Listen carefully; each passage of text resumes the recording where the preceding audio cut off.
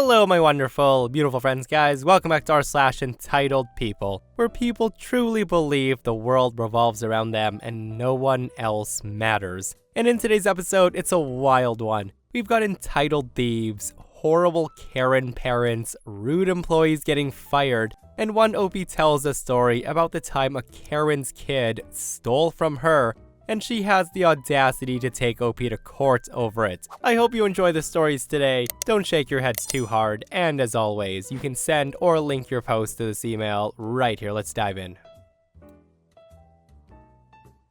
So this happened years ago, roughly in 2010, when I was doing pizza delivery. I delivered on a college campus. Pretty standard procedure. I would call the customer and wait in the parking lot. So Buddy comes down and he hands me money and takes the pizza and walks away. He then starts to run saying, "Thanks for the effing pizza, loser." Now, it was pretty dark at this hour, so I brought the bills into the light of a street lamp. I look in my hand and one of the $10 bills is ripped in half and the $20 is horribly counterfeit. You could tell it was basically printed on a piece of paper from a home computer.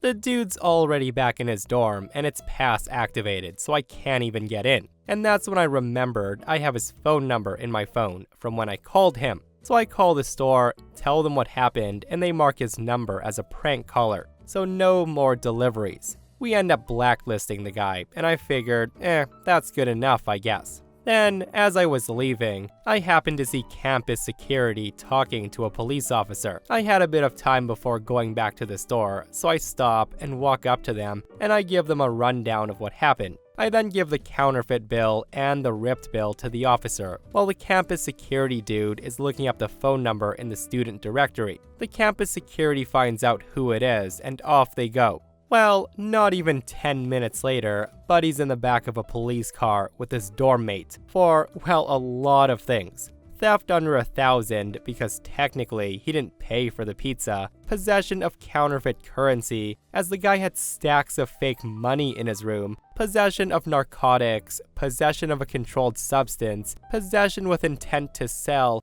and possession of stolen property. There was another charge, but I can't remember. But that's not all. I guess the guy posted bail a couple of days later, and he came down to the pizza shop to have some words with me, but I wasn't working that night. So Buddy of course gets aggressive. He starts screaming and starts trashing the lobby, and he got arrested again for trespassing, criminal mischief, vandalism, and they found a knife on him as well when they searched him. I'm not sure what happened after the second arrest, as I was never called to testify in court. He most definitely got expelled from university though. You know, they say criminals are stupid, but I feel like this is next level dumb. And listen, I know a lot of you aren't criminals, but if you're planning on doing something illegal, which I obviously don't recommend, maybe just stick to one thing and not 50 others at the same time. My goodness. But yeah, talk about instant karma hitting so hard. And guys, if you think that person wasn't too smart, listen to this next one.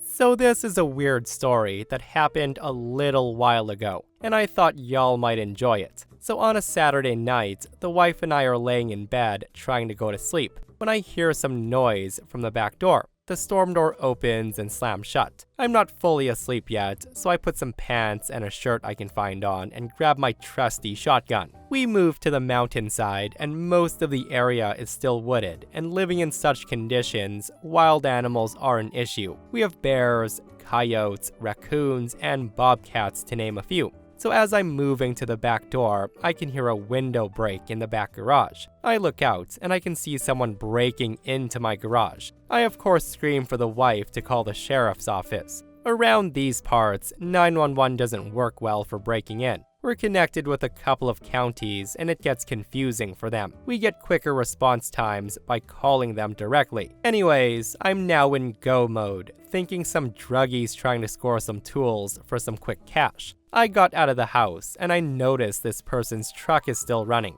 At this point, I did the only thing I could think of and I took the key out of the truck and I put it in my pocket and I wait for deputies to show up. It took them 20 minutes to show up. One was a state police officer, and the other was the local sheriff deputy, who was doing radar 10 miles up the road. The wife and I know them both. So with my shotgun in hand, I told them that someone's in the garage. I haven't approached it yet, but here's the key to the guy's truck. They told me that I can press charges, and to come in on Monday to file the paperwork, as he's not getting out anytime soon since, on top of breaking into my garage, this idiot's being charged with a DUI. On Monday morning, I went to the sheriff. The same deputy was there that arrested the perp.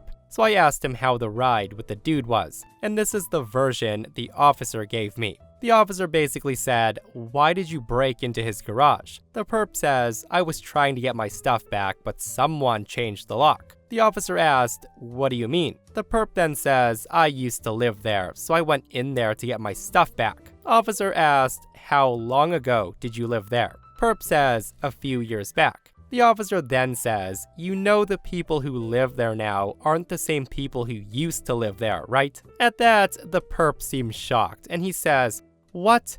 But that doesn't give them the right to change the locks without telling me." Officer tells him, "Yeah, they can. How would they even contact you? And the fact that you broke in is a crime. You do understand that, right?"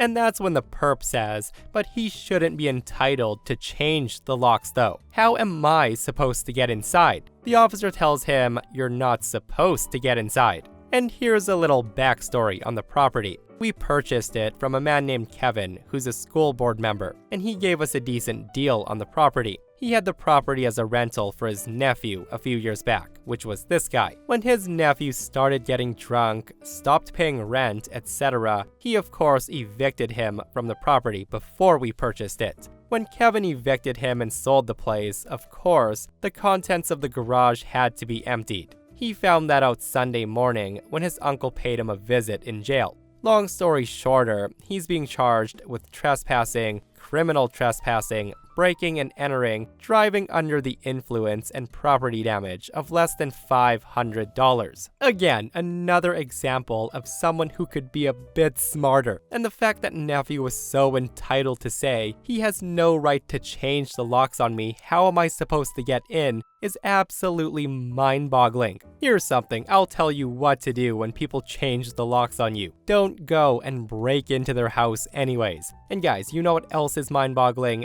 Parents who think it's all about them, like these next two Karens. Okay, so this is gonna be a short story because I get too angry talking about it.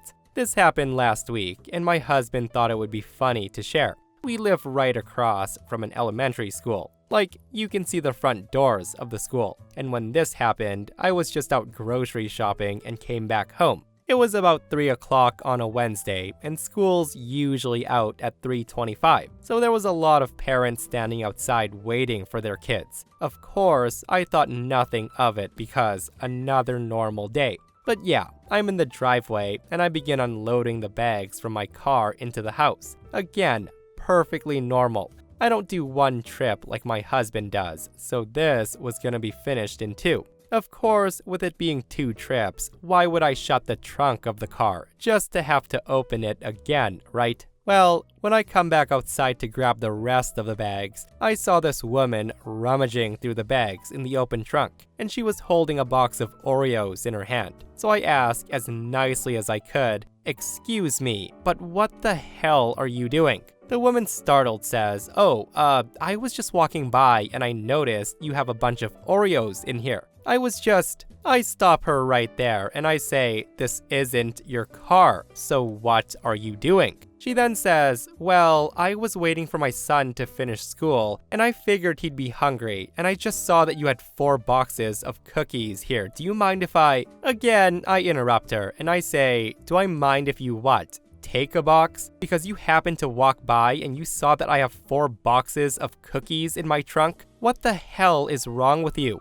If you didn't buy it, don't touch it. Don't take my stuff." At this point, the woman actually gets defensive, like the audacity of her. She says to me, "Listen, I was saying if you just let me talk, I was gonna ask if I can buy a box from you, since you have 4 boxes. I just tell her, "No, sorry, I plan on eating all 4 boxes of cookies." I then proceed to take the box from her and then close the trunk and tell her to please keep walking. As she's walking off, she's calling me heartless and she mumbles something, probably calling me all sorts of names. Yeah, the post ends right there, guys, but the nerve of some people, right? Oh, you have 4 boxes? Let me just go in your trunk and take one. Surely you won't mind. And here's the thing, if OP didn't come out when they did, would that woman have just taken the box for herself and left? And seriously, there's no fooling me, Karen. I'm betting she was only offering to pay for the box of cookies because OP stood their ground against her. But yeah, what a wacky world we live in, right? Where you can't do multiple trips to your car without having to lock it every single time because of Karens like this.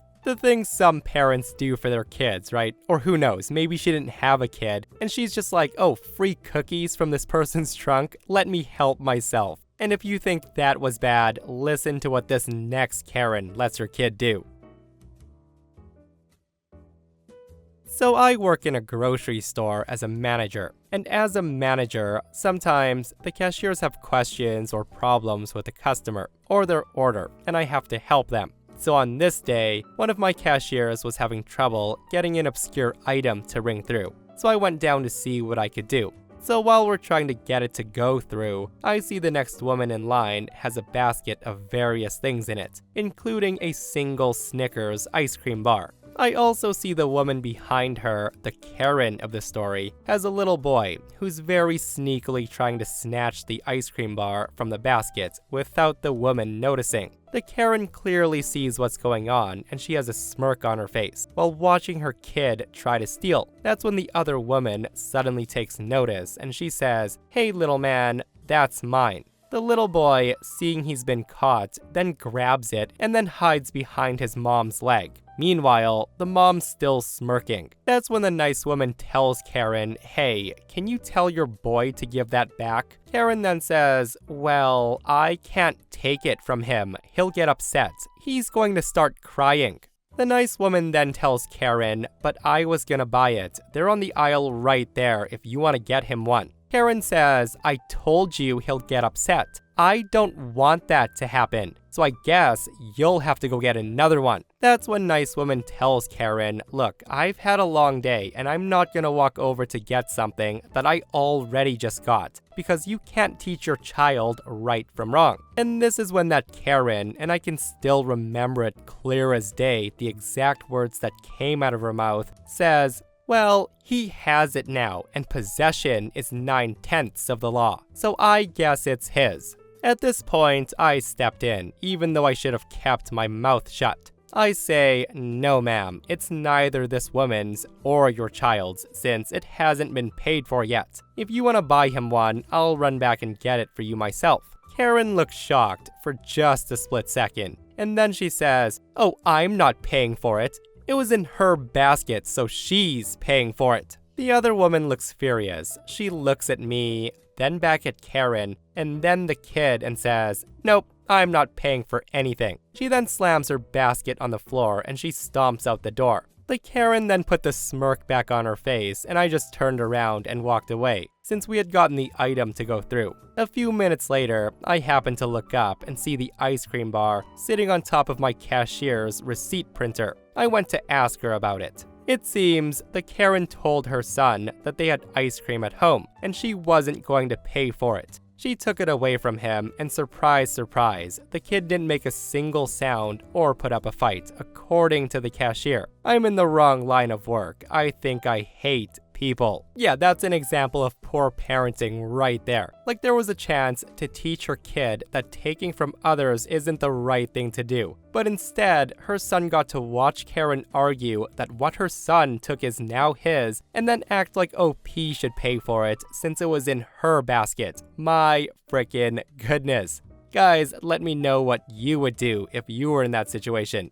If that were me, I think I would have snapped. I would have taken everything out of Karen's basket, put it on the belt, and then say, "Well, if that's the case, this is mine, and I want her to pay for all of this." Like the audacity of some people. So this one's a bit of a sad one, but it does have a happy ending, so buckle up. So last month, my 10-year-old niece named Ellie and I were at McDonald's.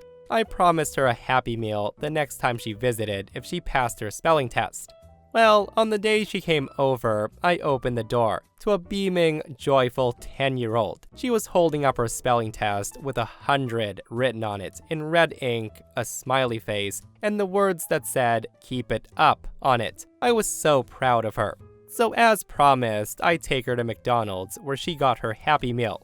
Anyway, about 5 minutes into us getting our food, a homeless man walks in. We'll name him Rocco. Now, Rocco was a generally chill guy who normally just sat on the park bench alone. The guy never asked for money, just for food. Everyone in the neighborhood basically got to know Rocco, and they didn't mind having him around, since the guy never caused any problems for anyone. So when he walked into McDonald's, I figured that Lady Luck was finally smiling on him. Rocco goes up to the counter and then places his order, a bacon McDouble with a small fry and a small drink. And here's where things get a bit messed up. After the employee takes Rocco's order, the employee took Rocco's money. He then puts it in his pocket and then demanded Rocco leave. Rocco tried to protest, which he had every right to, considering that he paid for his food, but the employee wasn't having it. This upset Ellie, which I didn't notice until she pulls on my shirt, and she asked, "Why are they kicking Rocco out? Did he do something wrong?" As I'm getting ready to answer her question, the employee starts in on Rocco again. He's threatening to call cops if Rocco doesn't leave. Rocco tried to compromise, and he asked if he could at least get his money back before he left. But the employee essentially told Rocco to kick rocks. So reluctantly, Rocco left and sat outside. I was getting ready to say something, but that's when another customer beat me to it.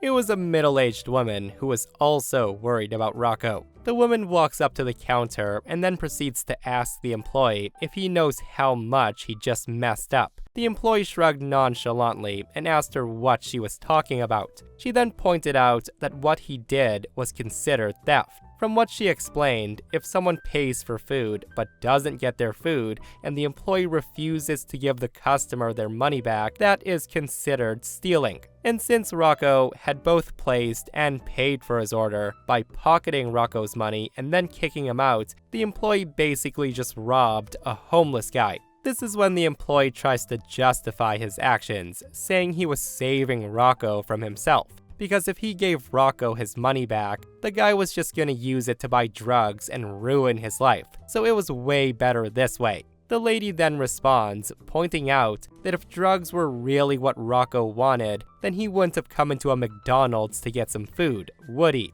And this is where the ownage comes in. So as it turns out, the lady who confronted the employee was actually somebody from corporate coming in to do whatever they do. When she revealed who she was, the color left the employee's face. By this time, Ellie and I had finished our meals and we're on the way out the door. As we're leaving, we can hear the store manager and the lady from corporate ripping into the employee, calling him unprofessional, telling him how his actions don't represent how McDonald's treats their customers, blah blah blah. I didn't hear what happened after that until last week, when I went in for lunch. As I made my order, I just asked one of the employees working if they heard what happened with Rocco and what became of it. Well, they told me. The employee was required to give Rocco his money back, plus Rocco's order. And then, he was fired immediately after. Fast forward to yesterday. I'm on my way home from work when I run into Rocco with a big smile on his face. I smile back and ask how he's doing. He then explains that he actually had a job interview earlier in the week as a dishwasher at the local bistro for $12 an hour.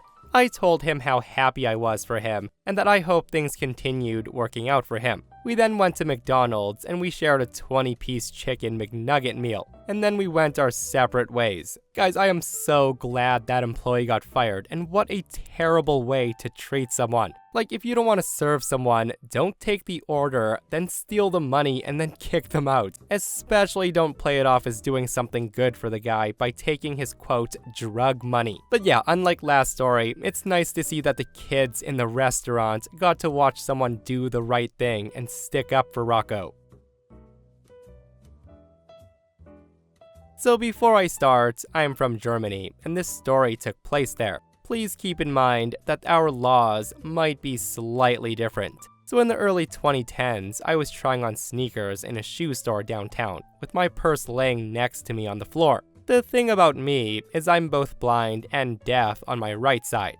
It was a brain surgery gone wrong, but I'm okay considering the circumstances. Because of that, I didn't really see the teenager who sneaks up, grabs my purse, and starts booking it out of the store. If he hadn't started running, I probably wouldn't have even noticed he had taken my bag. Without really thinking, I start running after him. And since I was wearing new sneakers from the store, a store employee runs after me. This kid makes it about 200 yards before I catch up with him. Now, I didn't try to tackle him, I just wanted to grab him and we both lost our balance. The guy tries to catch his fall with me on top of him, and then there's a sickening crunch. It's a textbook fracture. I instantly feel horrible for the kid, and I try to see what's wrong, as I used to work as an EMT. The employee from the shoe store is standing there staring at us, trying to figure out what just happened. The kid's clutching his arm, and he's trying to be tough. He might have even tried to get up and keep running, but there was way too many people around us now, and he changed his mind. And this is the point I ask for an ambulance to be called. But it's the police who show up first. They were called by the store and asked what happened. I explain, and the store clerk explains, and a few witnesses chip in. The police then ask if I want to press charges, and I say something like, I think he's been punished enough. So fast forward about a month. In short succession, I get 2 letters. One's informing me that the police is looking into battering charges against me, and the second is a summons into court, and I can't even believe my eyes. I've been sued by the purse snatcher for damages for pain and suffering. They wanted something around 8,000 euros for the broken wrist. Luckily, I got an awesome lawyer, and we appear in court at the appointed time. While we wait for the case to be called, the kid sits on a bench, his arms in a brace, and he's looking a bit sheepish. Next to his lawyer stands his mother, and she's glaring daggers at me. We get called inside, and his lawyer starts to elaborate in great detail how I threw myself on top of the kid while he was on the ground, so I caused his injury, which in turn took surgery to fix. Hearing him say that, it's hard for me to keep quiet, but I bite the inside of my cheek and hold my tongue. Once the lawyer's done, my lawyer gets up, and the first thing she does is inform the judge that the injury was caused during a crime, explaining about the purse snatching. The judge then pauses, looks at the boy's lawyer, and then asks if he was aware of this. The lawyer says yes, but that shouldn't matter because, in their view, I caused the injury deliberately, and therefore, the circumstances should not matter. As long as I wasn't defending my health, I had no right to injure the child. The judge then has 2 questions. Were there witnesses, and why were there no charges filed against the thief? My lawyer produces statements from the witnesses, along with the first police report of the incident and the documentation about the suspended investigation, about whether or not I should be charged for battering. She also informs the judge that the police had followed my wish in not filing the charges for theft, and then explains that I felt the kid had suffered enough due to his injury. And that's when the mom, Karen, makes her first big mistake.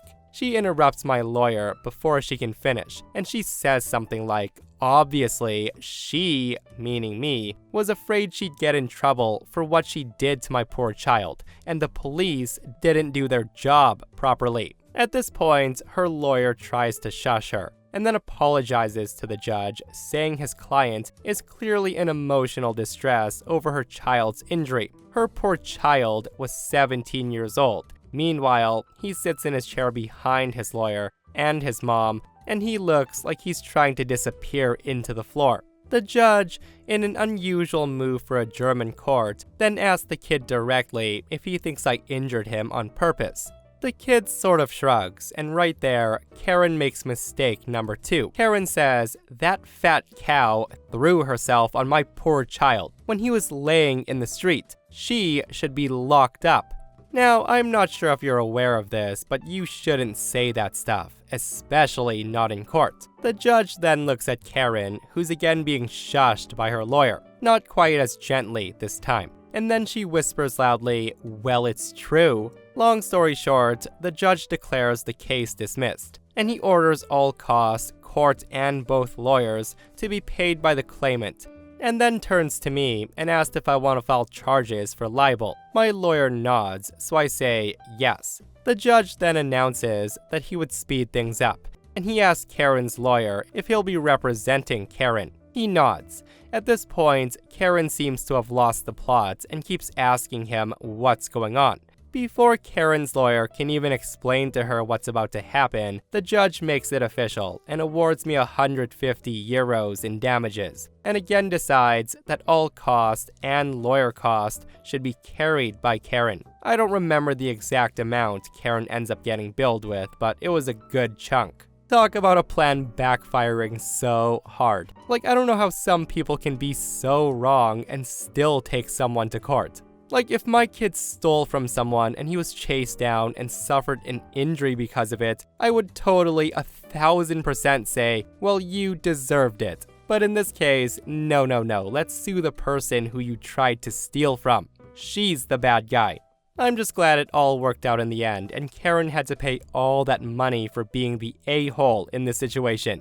And that, my friends, brings us to another end of our / entitled people. Guys, I hope you enjoyed today's stories. If you did, hit that thumbs up. And if you're not subscribed, consider subscribing so you don't miss these crazy stories. And if you missed the last episode on the channel, it's in our / entitled people episode. Another one where psycho Karen bosses think they own their employees and it doesn't go well. Guys, go check it out if you haven't. And myself and Stevie Boy will see you guys in the next one. We love you.